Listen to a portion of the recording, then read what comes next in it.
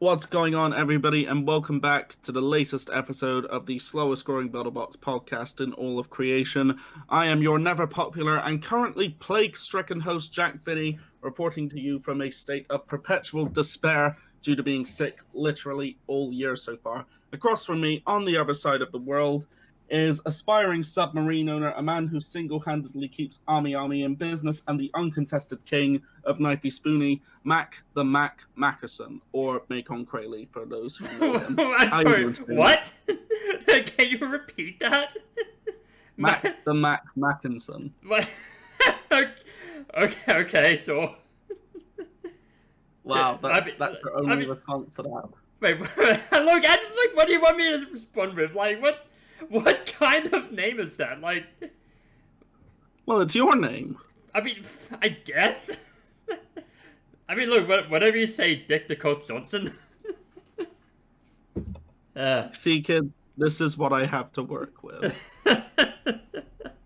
Anyway, we bring you the second episode of Battlebots for the Series 7 World Championships.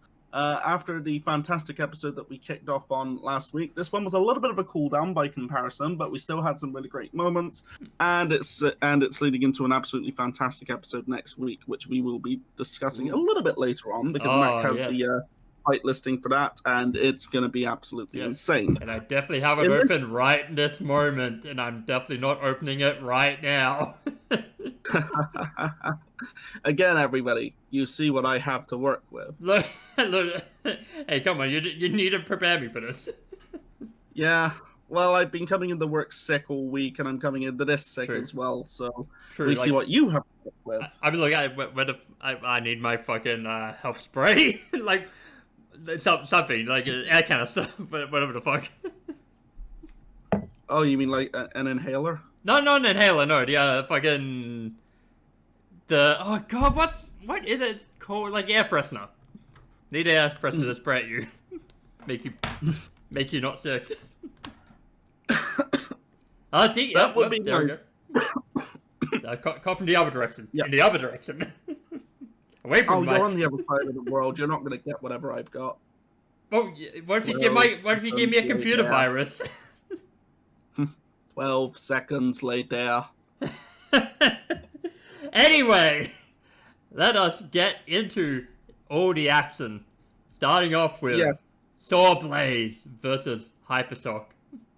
I thought that the intro to the episode this week was pretty fun as well. I particularly liked how they referred to Reseward of Fusion as the Grill Master for his robot's tendency to burst into flames. True, and we will get to that in a little fucking bit. Honestly, I'm going to say this right now. Reseward was an absolute star in this episode. Oh, yeah. Like, this was a star-making episode for him.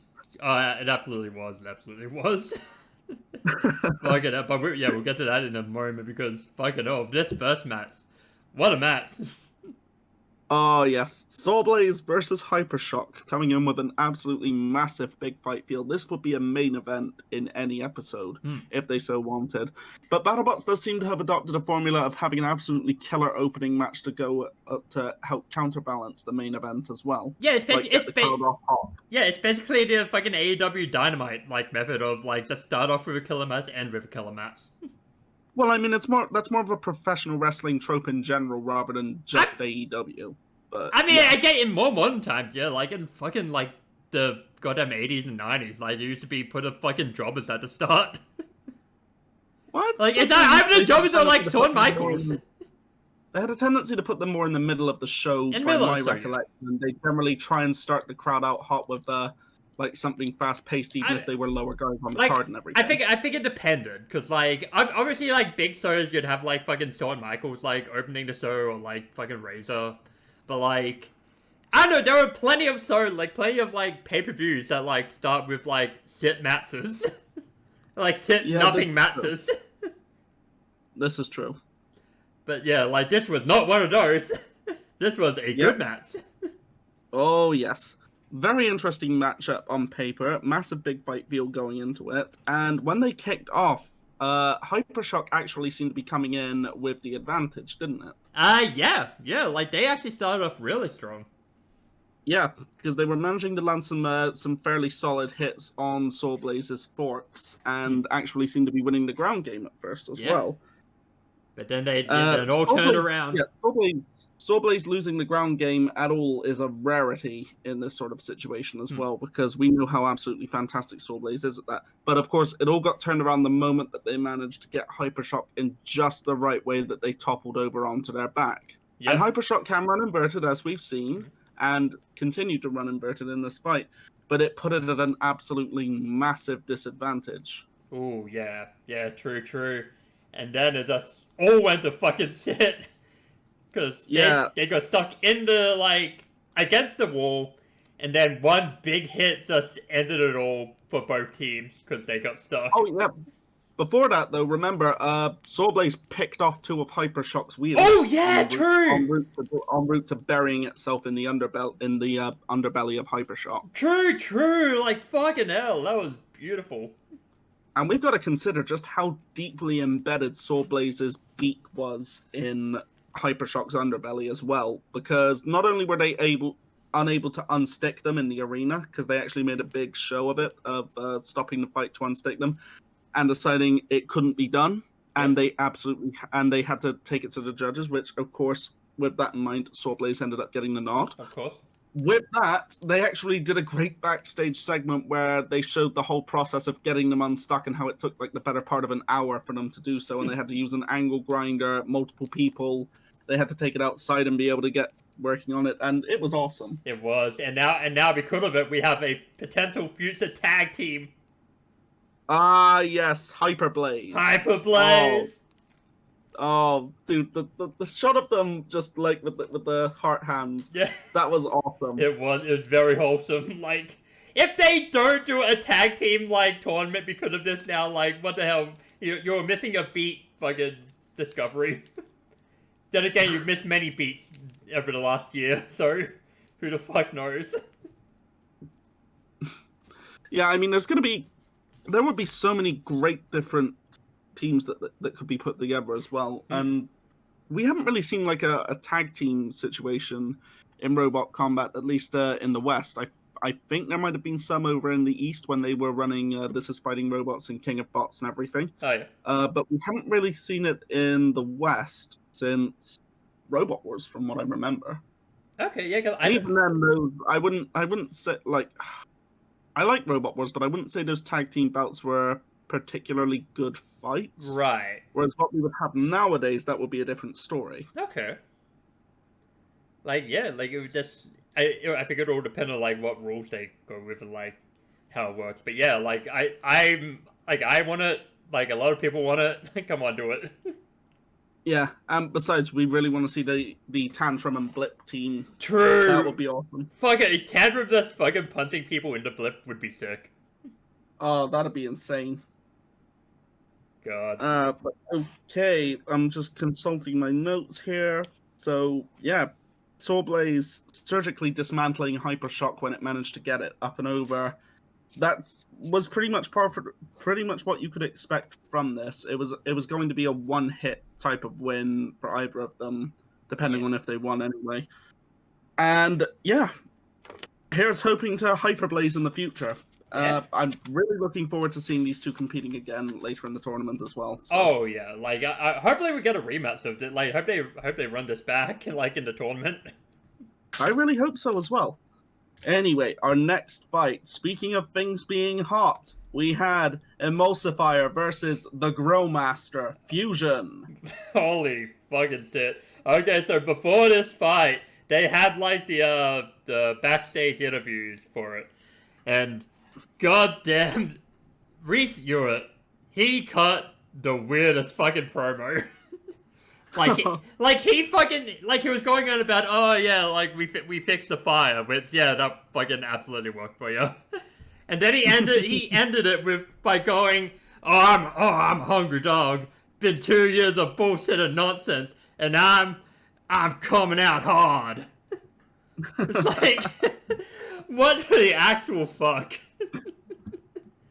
I love Reese, but he isn't a natural promo, is he? He is not. Like, as we see in the post-match, he is very uncomfortable. very stoic. but he's starting to live the gimmick. He's starting to live it. To his credit, he is getting more comfortable in front of a camera. Yeah, I've noticed. Yeah, because he looked to be very, very anxious in previous tournaments. Now, even if it does seem like he'd rather not be in front of the camera if he could, he seems to be able to hold together. Oh yeah, absolutely. Like he seems like he's definitely loosening up. Yeah. And you know what? Good for him, because I like Rezo. He seems like a cool guy. He does, yeah. But anyway, in the lead up to this fight, there was a lot of hype behind Emulsifier in this instance. Emulsifier, a rookie machine, but also from the known team Bots FC, the builders of Shatter, among other robots. Yep. And this time being captained by an all new captain. I can't remember his name. I think his name was Matt or something, wasn't it? Let me have a quick look, because like a rookie from bot building in general, but who's been a huge fan of robot combat ever since he was a kid. The captain is the captain. Matt Bors. Yes, that's him. Yeah. Right, yeah, he seemed like a cool guy, and clearly very excited to be finally getting to compete as well. And Emulsifier, to its credit, is very, very cool machine. Giant weapon. It's really cool to see a track machine in there as well. And this was a very important coming out party for Emulsifier, because you know how it is. You don't really know how good your bot is until it has a really rough first fight. Yeah. Oh yeah. And you learn so much from that first fight as well. And to go with that, Fusion as well, coming back in and getting its first fight of the season, and they get to see just how well everything is holding up from any modifications that they've made, such as, for example, they've made it so that now the weapons are operated solely by Reese rather than by an assistant to Reese. Yeah. So Reese is both driving and operating the weapons at the same time. And we saw in this that actually worked out fairly well for him, all things considered. And it makes sense, because who's going to know Fusion better than Reese Ewart? Yeah, true. Because like they started off the match like really fucking hot, like, and that's the modifier. Cause like there was that bounce, they were bouncing Emulsifier all over the place. Oh yeah, Fusion really bringing the heat in this fight early on, landing massive hits on Emulsifier. But to Emulsifier's credit, they managed to come back very strong and aggressively in the second half of the fight. But we really cannot count out the fact that the first half of the fight was just absolutely dominated by Fusion. By the time Emulsifier finally managed to get going, that was when, apparently, according to Reese Ewart himself, the electronic speed controller within Fusion was starting to go haywire, and as a result ended up bursting into flames. That was the result of the flames more so than anything else, including the damage that Emulsifier ended up doing to Fusion. Not to take anything away from Emulsifier, though, because they definitely came in very strongly in the latter half of the fight. Oh yeah. But at the same time, Fusion still dealing out big hits, and ultimately came away a fairly convincing winner, in my opinion. Yeah, absolutely. Like that domination from the first half, like straight, like even with Emulsifier's comeback, like that beautiful first half, like just it's what gave Fusion the win. And even with that comeback, Fusion remained competitive throughout as well, and Emulsifier ended up losing a lot of its movement capability, and while Fusion had definitely slowed down a little bit, it was still showing a lot more controlled movement than Emulsifier was. Yeah. I know that at this point, any sort of movement stops the count out, but at the same time, we do still have to factor in what is controlled movement versus what is crab walking. And Emulsifier was crippled far worse than Fusion was. Oh, absolutely. So yeah, it was a close fight and a great debut for Emulsifier, but it was a very hard-earned and well-worn. A very well-earned win for Fusion here, and I'm very happy to see Reese Ewart getting to loosen up a little bit in the aftermath and really lean into his gimmick of only having one expression. Yeah, God, that was so good. You can tell he's actually having some fun with it now. Yeah, well. Oh yeah, absolutely. It's almost as if winning makes people happy. Listen here, you little shit. Oh man.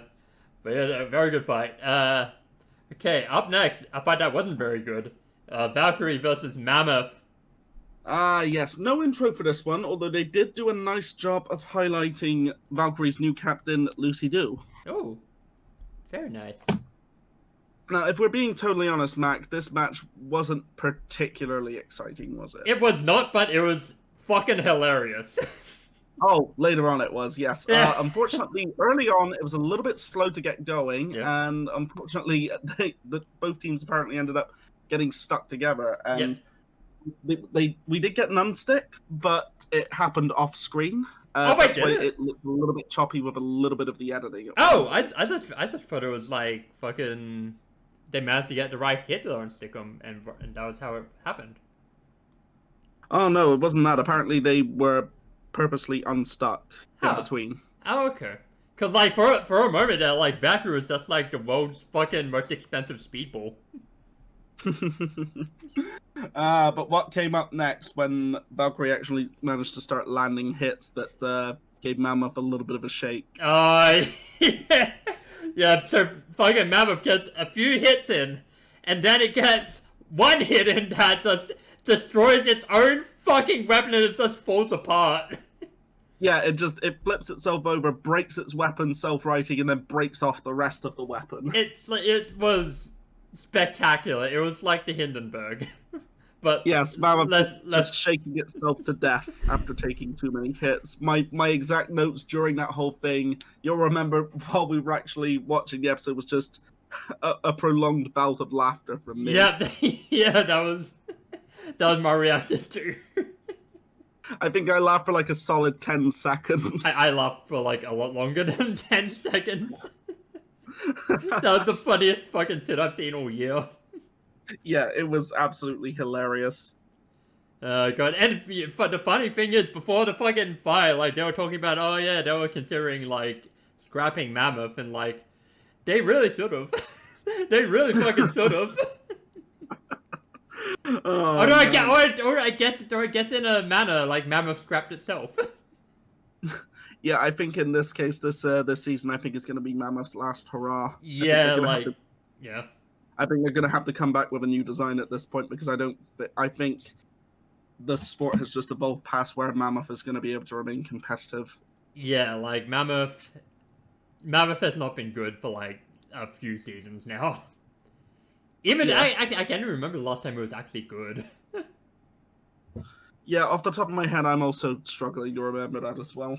Yeah, because, like, I've never been a big fan of Mammoth. Like, it just seemed like a huge clone. Yeah, and I like to think I've been fairly patient with the machine, but I've lost interest in seeing it compete at this point, because it doesn't seem like it can remain competitive at this point, and I'd rather see other robots compete if, rather than just having it there because it's a veteran. Yeah, because I'm sure they can make, like, a good robot, but, like, just, Mammoth is not it. Oh, for sure. I mean, when it was working right, Mammoth was, a bot to be feared, but that was a few years ago. Yeah. At this point, the sport has evolved past it now. Yeah, true. In any case, moving on to the next fight, we have one of the absolute highlights of the night: Whiplash versus MaDCatTer. Oh yes, and on commentary we have Jameson Go. Yes, special guest commentator here. Yes. And honestly, he was pretty cool on commentary. I quite enjoyed him. He was. I liked him. He was fun. Now, Farouk's intro for Whiplash, talking about the importance of family, that was one of his best. Family. Come and join Vin in. Diesel approved. Man, and what about Martin Mason's rhyme game going in as well? Oh yes. Saying about how Whiplash was going to be spread into chocolate ganache. I thought that his rhyme game had real panache. It gave me a ras. Wow, get out. No. He went for the low-hanging fruit. Look, just rash. Look, I don't care if you think it's trash. Whiplash. I'm gonna kick your ass. In Gang Beasts after this. Yeah, well, break you like glass. Anyway, fucking MaDCatTer. Now, the actual fight itself, there was some really great cat and mouse action, pun completely intended. going into the start of this fight with Whiplash on the run from MaDCatTer, for lack of a better way of putting it. MaDCatTer came in with its lifter configuration alongside its spinner, but found that it wasn't quite able to get in close enough on Whiplash while it had its lifter on the floor. So with that, eventually they raised the lifter and they started being able to get in a lot closer and eventually start worrying Whiplash's driving ability. And when you're out driving Matt Vasquez, that says a lot for how well you're driving, because Matt Vasquez is pound for pound probably the best driver in robot combat right now. Okay. Yeah. But yeah, eventually MaDCatTer manages to start catching the edges on Whiplash and hitting it from behind, and eventually lands an absolutely monstrous shot that sends Whiplash sailing into the air by like 15 feet, and then finally come crashing down with some of its internal parts scattered about as well. Yes, it's raining before down. finally getting counted out. And Whiplash is a very, very tough nut to crack as well. How many times have we seen Whiplash KO'd, Matt? That's a good question. Give me 1 second. Whiplash. So while Matt looks that up, everybody, this really is a testament to just how powerful MaDCatTer has become. MaDCatTer has an absolutely monstrous weapon behind it. And coupled with the surgical driving skills of the team, yeah, it spells a bad night for practically anyone it fights. And if you outdrive and manage to knock out Whiplash, oh, woe betide anybody who's going to be facing you in the future. Let's see. Alright, 2, 3.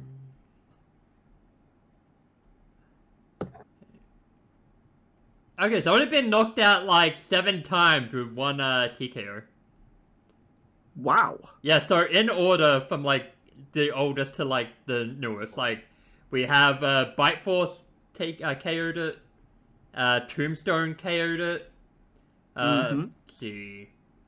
Tombstone KO'd it again in like 2019. Endgame KO'd it in 2020. SawBlaze KO'd it in 2020 as well. Witch Doctor in 2021. And then Cobalt with a TKO. And now MaDCatTer.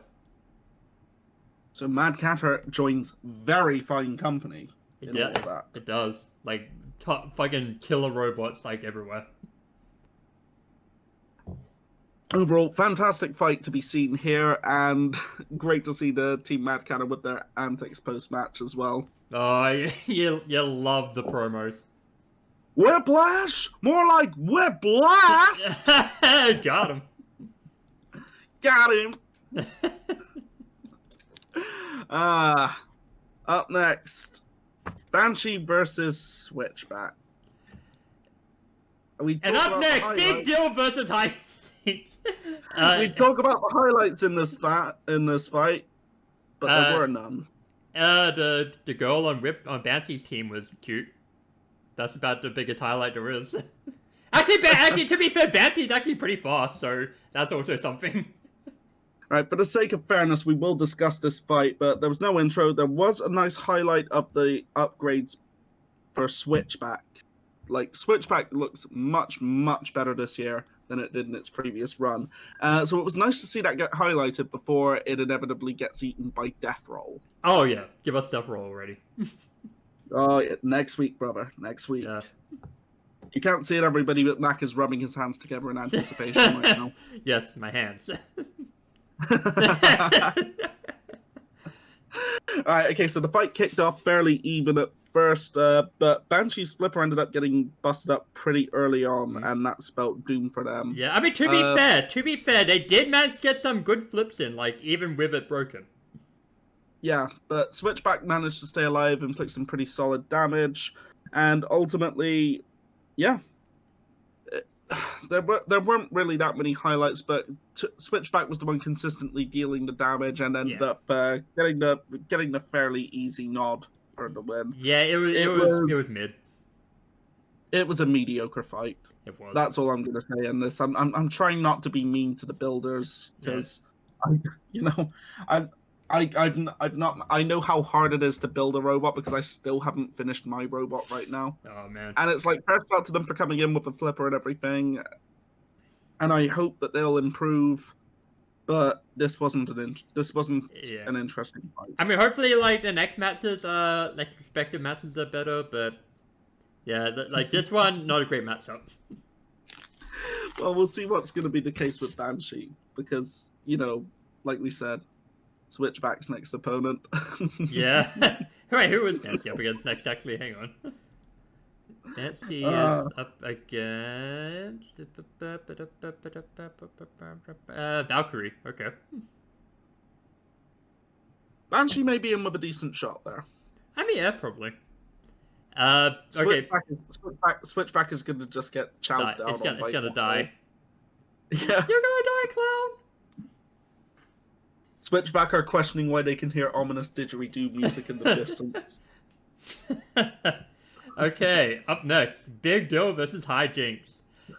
Yes, another bout with no intro, but they did a great job of highlighting just how awesome Jen Herkenroder is. Oh, yeah. Like, highlighting what she does for a living and everything with, like, the designing and helping to work on, like, flying car concepts. That's awesome. Yeah, that was fucking sick. And that was the best thing about this fight.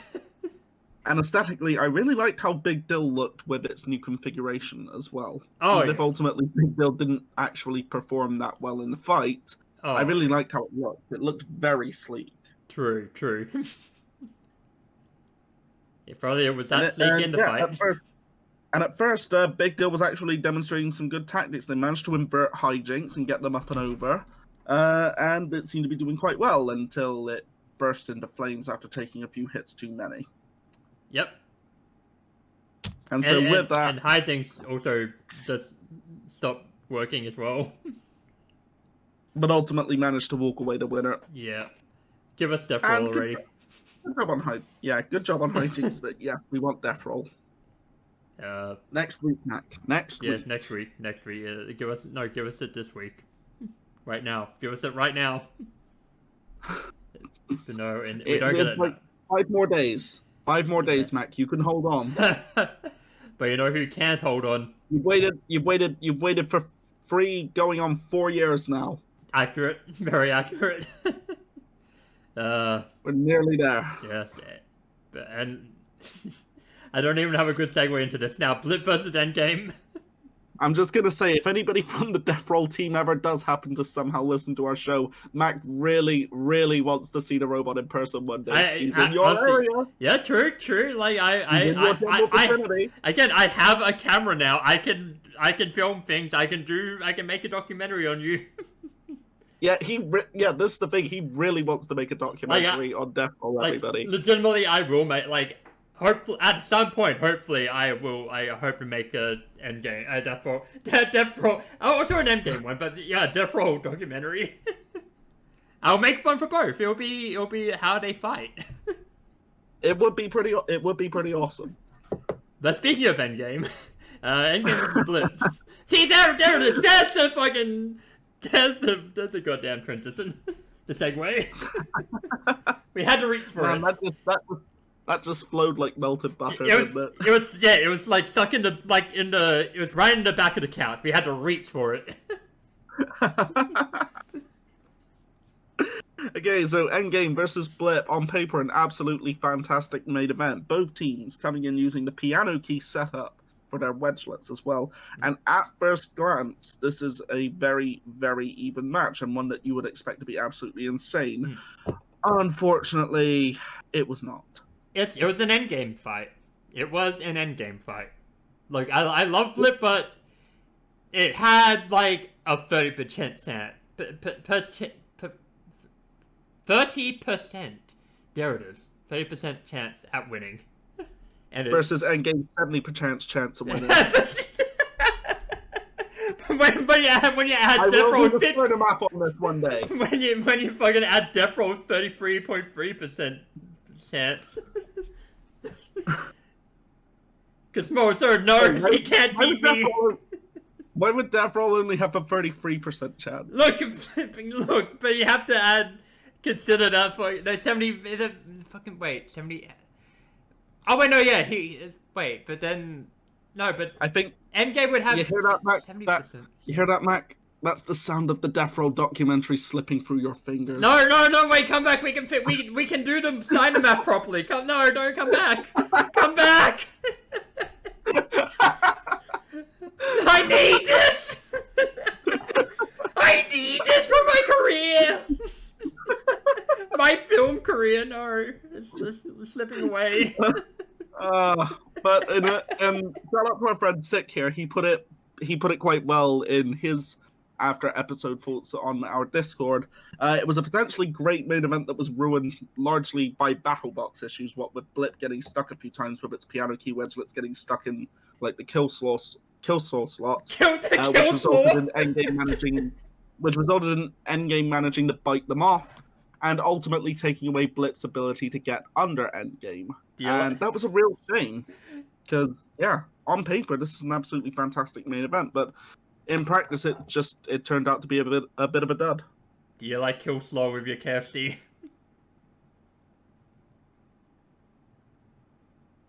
Anyway, why was that laugh so delayed? Mac, I am sick right now. You know I have an excuse. You know what? Fair point. I almost. It is a real shame that Blip lost its ability to be able to really get underneath endgame as well, because one of Blip's wedgelets actually ended up getting jammed into endgame's weapon, didn't it? Oh wait, and did that it? actually shut the whole thing down. Oh, yeah. I didn't know. Yeah, it was commented on after the fight. Huh. Oh, right. That's right. Yeah. Yeah, and endgame, ordinarily, weapon reliability is an absolute premium with them. Like, we can count on one hand and still have fingers left over how many times their weapon has broken. Yeah, true. And ultimately, one of Blip's wedgelets getting jammed in it and was what spelled doom for endgame's weapon. Yeah, but unfortunately for Blip, couldn't capitalize on it. Yeah, because if they could have gone around and, gone under them, even with, the missing, keys, they probably could have, made a big comeback, but endgame had some really good, defensive driving, so... Which ultimately didn't, help the entertainment factor, but, it did them good for the winning, so... Yeah, it worked out, I guess. So ultimately, a bit of a disappointing main event compared to what we could have gotten, but overall it was still a good episode. That's the nature of the beast. Yep, absolutely. So with that, we'll come to this week's awards. I think this week we should start out with the Spike Dudley Award. Yes, let us start out with the Big Spike. And Zach, who is the Big Spike this year? Okay, so for the uninitiated, the Spike Dudley Award goes to the Underdog Robot of the Week, and we have decided, in this case, it would have to be Fusion, because of the way that Fusion was picked apart for always catching on fire, and Fusion unfortunately does not have the best track record, but they came through in very fine style and still managed to convincingly win their fight, despite once again going up in flames. So it really lived it. So much like Spike Dudley himself, they managed to live their gimmick of getting their ass kicked and still coming out on top. Absolutely wonderful. Good work. Now, with that in mind, best performance in a losing effort to this week goes to Emulsifier. Ooh. Which, thanks to them coming through in fine style in a great debut outing for them. And even if they ultimately didn't win, they still put on a very convincing showing up against Fusion and had one of the most entertaining fights of the week. Oh, absolutely! That was a terrific fight. And a great first showing. Plus, being totally honest, a lot of the other losing effort performances throughout this week, most of the fights were squash matches. The only other one would be HyperShock, and HyperShock didn't really perform as well in its fight as Emulsifier did in the fight with Fusion. Yeah, exactly. So with that, we will now come to the knockout of the week. Ooh. And I'm quite comfortable with this, Mac. Are you? It's MaDCatTer versus Whiplash. Oh, yeah. Absolutely. I'm pretty sure this was the only, full-on knockout of the night. Only good one, anyway. MaDCatTer just straight up chewing up Whiplash's ass and launching him into the air. Yep. And becoming one of the elite company of 7 robots six robots actually, because Tombstone did it twice, Yeah. to knock out Matty Vasquez's machine. It was absolutely beautiful. He bisected it. Not even bisected. Like he just fucking disemboweled it. It was beautiful. Yep. And just like a cat playing with a mouse. And Exactly. with that, also because they managed to outdrive Matty Vasquez's machine, we're quite comfortable awarding them the Best Driver Award of the week. Though I would say honorable mention would go to SawBlaze in this instance as well. Yeah, true. True. And now it's time for the fight of the night. Honestly, in this case, I feel like this would be the most entertaining fight of the week, and it was also one of the closest. I personally would give this to Fusion versus Emulsifier. Yeah, I would agree with that. Like, it was reasonably the best match of the night. Like, yeah, it was the one that I definitely had the most fun watching. Yeah, like it was back and forth. Like, either team could have reasonably taken it, but yeah, like it was so good. Yep, absolutely. Great bout with a lot of destruction, very competitive, super entertaining, and a very, very enjoyable post-match as well. So It was. Yeah. Congratulations, Rhys Ewart. You win Fight of the Night this week. Yeah, that fight took home 3 awards. You love to see it. Oh, yes. So with that concludes the Battlebots portion of the episode this week. Ooh. Do we even have anything to talk about? We might actually. Oh, yeah. Let's think. What's been going on in the last week? Fucking Vince McMahon did a hostile takeover of his own company. Yes. This one is actually big news, so we probably should cover this. Yes, it's fucking wacky too. Like, fucking hell. Yeah, basically, Vince McMahon was ousted from his company by a voluntary resignation that was clearly not quite so voluntary back last year. And just the other week, essentially, he staged a coup that put him back into the chairman role of the company. Yep. And now they're gonna sell the company. Mm-hmm. And he's also getting fucking sued. Yep. Stephanie McMahon resigned from her role in its entirety. Yeah, then she hurt her foot and like got surgery. Home. Yeah. And yeah, Triple H, who seemed so close to finally having it all, got it snatched away from him again at the last moment. Yep. I fucking hate this so much.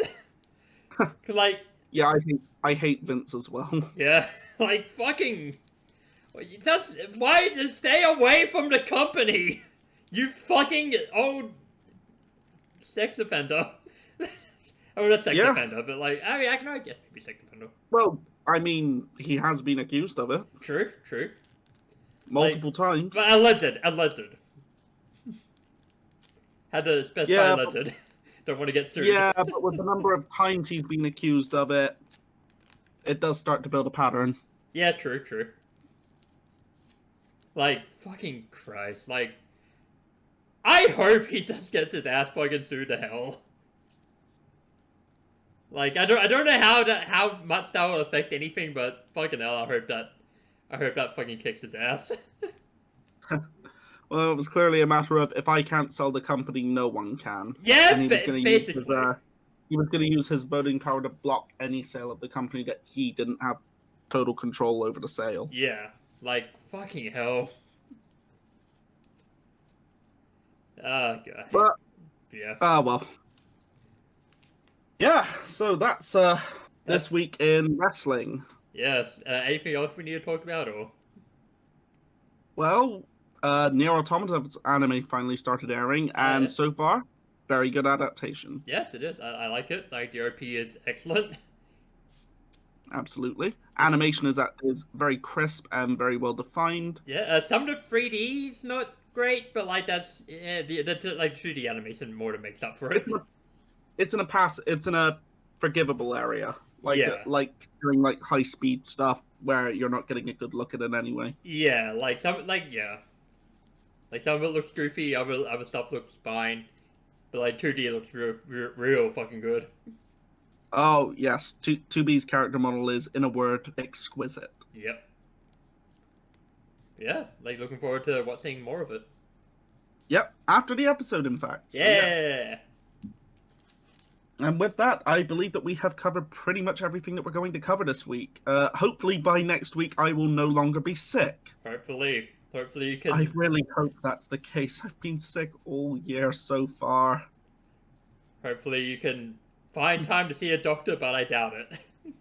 Probably not, to be honest. I'm still, like, on workplace probation, so yeah. Fucking Christ. Yeah, it's Like, really annoying. Like, why can there not be a fucking thing? Say, oh yeah, even though this, like, go see a doctor if you're fucking sick. Like, Well, look, to be honest, I probably could go to a doctor if I really need to, but there aren't any appointments available right now because of the number of people who are currently sick. And it's like, I don't think I'd get in trouble for needing to take a sick day because that wasn't part of why my probation got extended or anything like that. But yeah, it's like, I don't want to take the risk. Oh, okay, yeah, fair. In any case, that's all from us for this week, everybody. Until next time, he's Mac, I'm Jack. Take care, stay safe, and remember, Deathroll is coming. It is. Alright, goodbye.